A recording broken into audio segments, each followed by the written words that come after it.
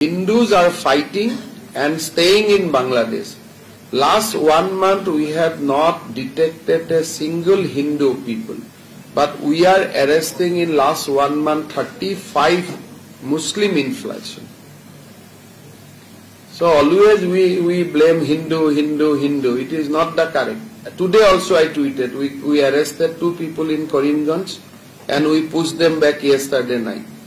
So there is no record.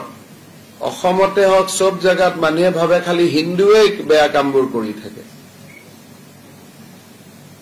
জিমানটা last মই 30 দিনত every day I put it on tweet we have intercepted and pushed them back, and fortunately unfortunately they are all belongs to one community, not from Hindu community. Hindu is fighting and no Hindu is trying to come to India.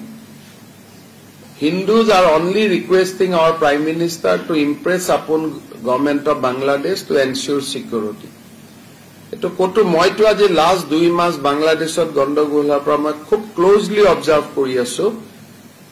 Ohomot ejono Hindu khumabo chesta kora nai. Ji khumabo chesta kori ase Muslim manu hokol ahise, but not for Assam to go to Bangalore and Tamil Nadu.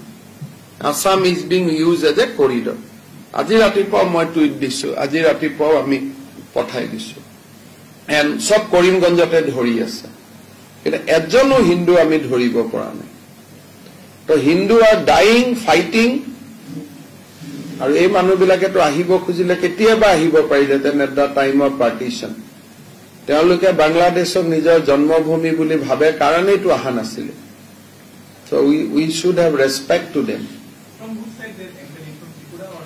Tripura, Karimganj, then by train to Bangalore, Tamil Nadu. So Tripura government dhori ase, amiu dhori asu, BSF dhori ase, kintu Bangladeshot textile industry to bon hoar pisot tat involved thaka labor bilak, they are moving towards Tamil Nadu.